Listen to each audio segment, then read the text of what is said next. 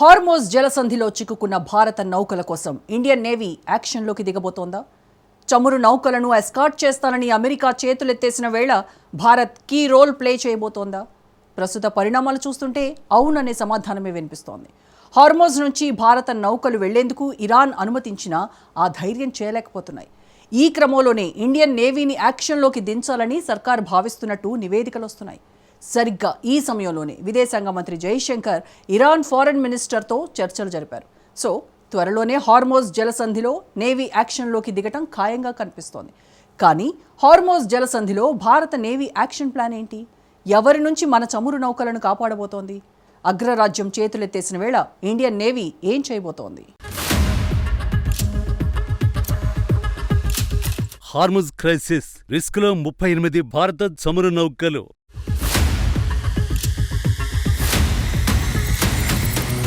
చేతులెత్తేసిన America, యాక్షన్లోకి Indian navy.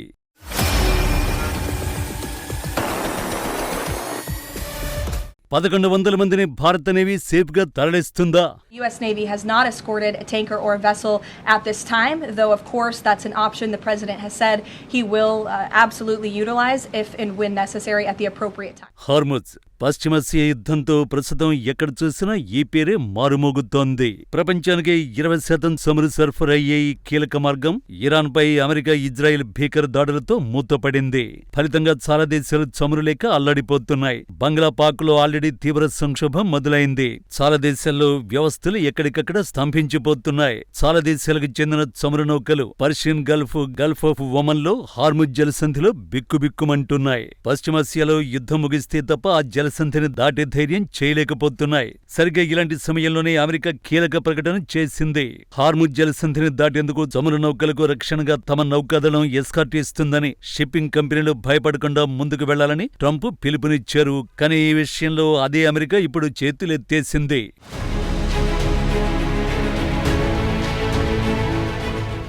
మార్చి 10న America ఇంధన శాఖ మంత్రి క్రిస్ రైట్ మా నౌకాదళం విజయవంతంగా ఓ చమురు నౌకకు ఎస్కార్ట్ ఇచ్చింది అని ఎక్స్లో పోస్ట్ చేసి కాసేపటిగా దానిని డిలీట్ చేశారు. దానిపై అమెరికా ప్రెస్ సెక్రటరీ ఇచ్చిన క్లారిటీ ఇది.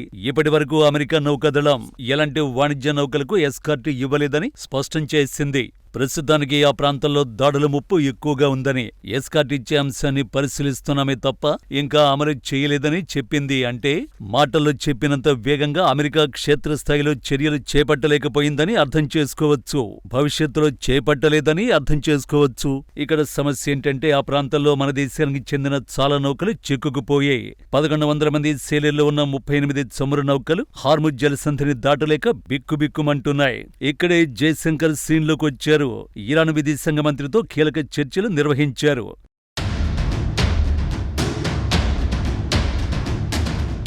యుద్ధం తీవ్రమవుతున్న నేపథ్యంలో ఇరాన్ విదేశాంగ మంత్రి అబ్బాస్ అరాగ్చీతో జైశంకర్ ఫోన్లో మాట్లాడారు. తాజా పరిణామాలపై ఇరాన్ విదేశాంగ మంత్రితో చర్చించినట్లు ఎక్స్లో జైశంకర్ పేర్కొన్నారు. ఆ ప్రాంతంలో భారత నౌకాదళం తన నౌకలకు రక్షణగా ఉండేలా చర్యలు చేపడుతున్న విషయాన్ని ఇరాన్కు వివరించినట్లు తెలుస్తోంది. టెక్నికల్ సమస్యలతో ఇబ్బంది పడుతున్న ఇరాన్ నౌక ఐరిస్ లావన్ నౌకను భారత్ మానవత్వ దృక్పథంతో కొచ్చి పోర్టులకి అనుమతించిన విషయాన్ని చర్చల్లో ప్రస్తావించారు. ప్రతిగా ఇరాన్ కూడా భారత చమురు నౌకల పట్ల అవే సంకేతాలు ఇవ్వాలని కోరినట్లు తెలుస్తోంది. దౌత్య మార్గాల్లో సమస్యను పరిష్కరించుకోవాలని, హింసను నివారించాలని జైశంకర్ సూచించారు. సరిగా ఇలాంటి సమయంలోనే మరో వార్త వెలుగులోకొచ్చింది. హార్ముజ్ జలసంధిలో చిక్కుకున్న భారత నౌకలను సేఫ్గా తీసుకురావడానికి నేవీని పంపాలని కేంద్రం ప్లాన్ చేస్తుందన్నది ఆ వార్త. తమ వాణిజ్య నౌకలకు రక్షణ కల్పించాలని విజ్ఞప్తులు రావడంతో ఈ దిశగా పరిశీలిస్తున్నట్లు తెలుస్తోంది.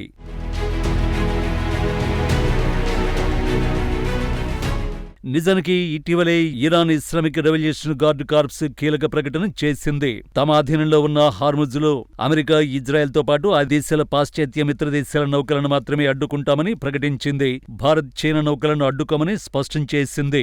భారత నౌకలను సమస్య లేకుండా అనుమతిస్తామని ప్రకటించింది. నిజానికి ఇరాన్తో యుద్ధానికి ముందు మన ప్రధాని మోడీ ఇజ్రాయెల్కు వెళ్లారు. అందువల్ల ఇరాన్ ఎలా రియాక్ట్ అవుతుందో అనే టెన్షన్ ఉండేది. కానీ ఇరాన్ ఇండియాకి అనుకూలంగానే మాట్లాడింది. కారణమేంటంటే భారత్ ఇరాన్ మధ్య సత్సంబంధాలు చాలా ఏళ్లుగా ఉన్నాయి. ముఖ్యంగా ఒకప్పుడు ఇరాన్ నుంచి భారత్ భారీగా చమురు కొనేది. ఆ తర్వాత ఆంక్షల కారణంగా కొనడం మానేసింది. అయినా ఇరాన్ ఇండియా పట్ల కోపంగా లేదు. పరిస్థితిని అర్థం చేసుకుంది. అన్ని కుట్రల వెనుక అమెరికా ఉంది అని గ్రహించింది. అందుకే భారత్కు రిలీఫ్ ఇచ్చింది. అయినప్పటికీ మన చమురు నౌకలు హార్ముజ్ జలసంధిని దాటే ధైర్యం చేయడం లేదు. ఎందుకంటే సమస్య ఇరాన్తో మాత్రమే కాదు కాబట్టి.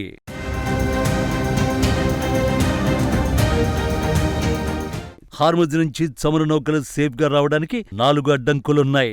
వాటిలో మొదటిది క్రాస్ ఫైర్.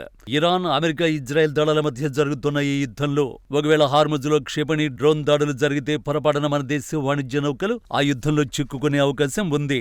అదే నేవీ యుద్ధ నౌకలుంటే అటువంటి దాడుల నుంచి మన నౌకలని రక్షించుకోవచ్చు. ఇక రెండో పాయింట్ ఇతర సాయుధ గ్రూపులు. సముద్ర జలాల్లో కేవలం దేశాల సైన్యాలే కాకుండా వివిధ సాయుధ గ్రూపులు కూడా చురుగ్గా ఉంటాయి. గతంలో కూడా కొన్ని వాణిజ్య నౌకలపై డ్రోన్ దాడులు జరిగాయి. ముఖ్యంగా సముద్రపు దొంగల నుంచి తీవ్ర ముప్పు ఉంటుంది.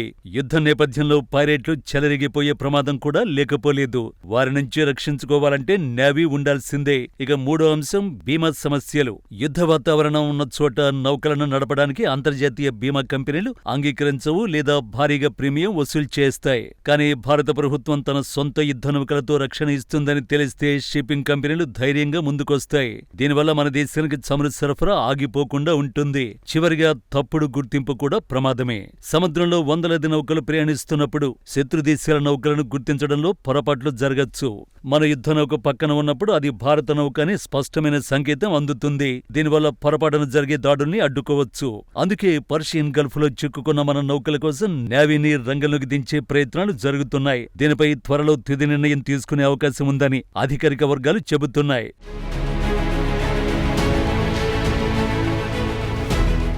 నిజానికి ఈ తరహా ఆపరేషన్లు ఇండియన్ నేవీకి కొత్తేం కాదు.